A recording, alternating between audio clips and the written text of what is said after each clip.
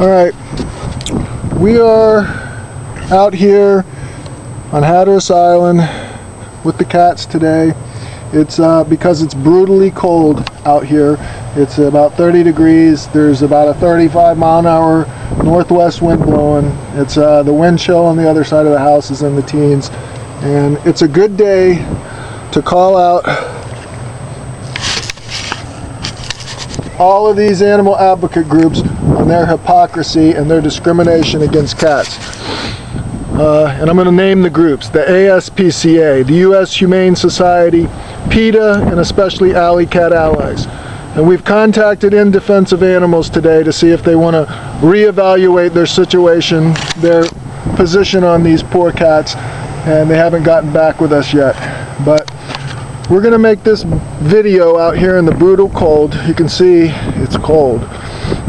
And we're going to call them out on their hypocrisy because they're on TV today telling everybody to bring their animals inside. It's so cold, you know, and yet they advocate to leave these poor cats out in this brutal cold with no habitats, no food and water. They call him feral. You can see him. He's sitting on me. He's getting warm. And they're all sitting over here with me. And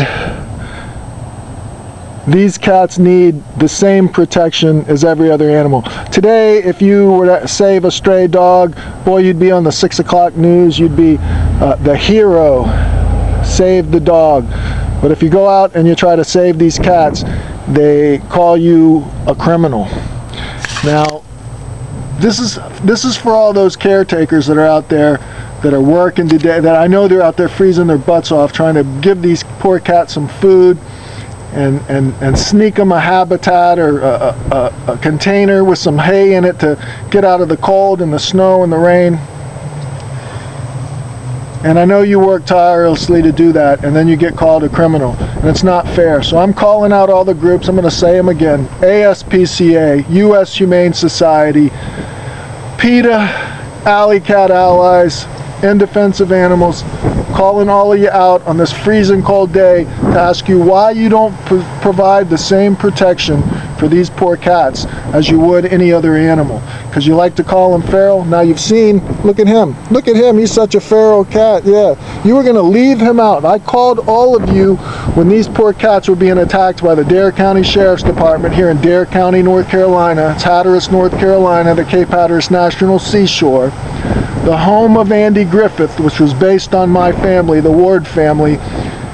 So don't let anybody tell you I'm not as American as apple pie. This is my ancestral homeland. The only people that have more of a right to be here are the Native American Indians. Why don't we give the island back to the Native Americans? You know, maybe they deserve some beachfront property. Anyway, we're helping the animals here, and we're being told to get the hell off of these people's island. And the Dare County Sheriff's Department and the Dare County Board of Commissioners, you know, have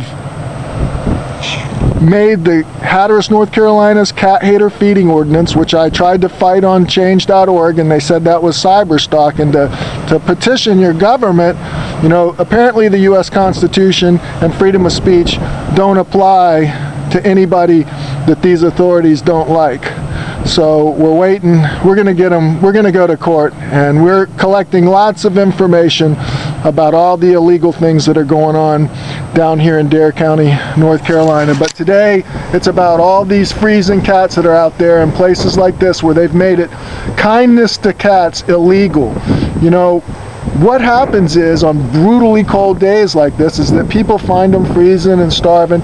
They take them to their homes and end up with no help from any of these animal advocate groups who collect billions of dollars. And I'm calling all of you out, and I'm saying all of you that work at all these big groups, you're animal abusers, because you, just like the cat haters and the people you prosecute, because you don't ever help these people that are helping the cats. You're animal abusers just like the people you prosecute. And you go in after these people have taken them to their homes and you call them hoarders and prosecute them after they've had to go out on brutal cold days like this, after going out and feeding them with their own money while you sit there and soak up a paycheck with all that money that's supposed to go to helping the animals in your nice warm offices, at your nice warm desks, and your nice warm homes that the donations pay for.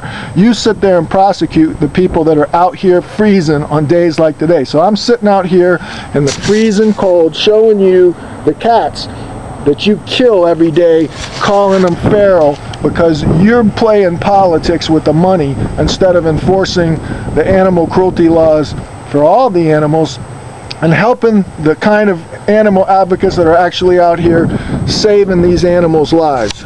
So today is calling you out day, and it's a perfect day, and believe me, I've got tons of emails to all of you that I could use as evidence. I should be suing you for false advertising because you're committing fraud against all those people you take money from by making these feral cat lies and then letting them be out there in the brutal cold.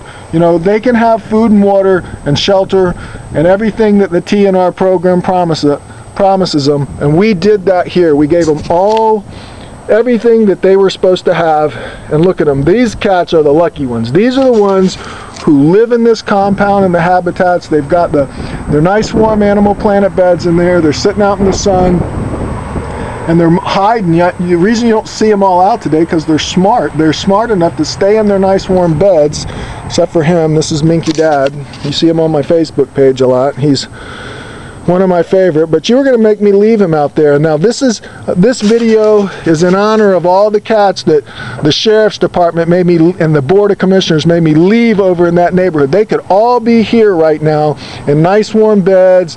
They got food, they've got water still out that's not frozen, and they're over there starving and freezing and suffering right now because of these hateful authorities here in Dare County. And it's equally the blame is equal on all of these big animal advocate groups that I called and asked for help, and they didn't give me any help whatsoever. And that's what happens to people. And then they try to swoop in and call you a hoarder. That's not going to happen here. I'm going to tell you that right now. You know, I'll get a good lawyer and sue you people because you deserve to be sued for the way you discriminate against cats.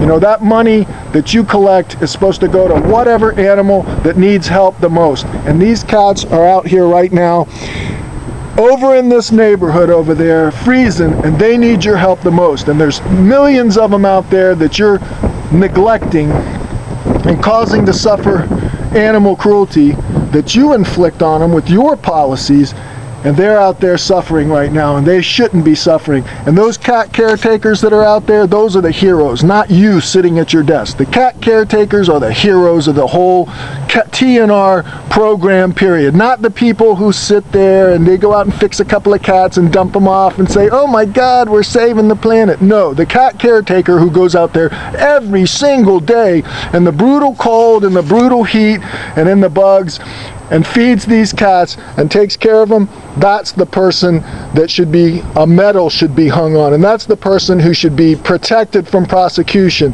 That's the person who's promoting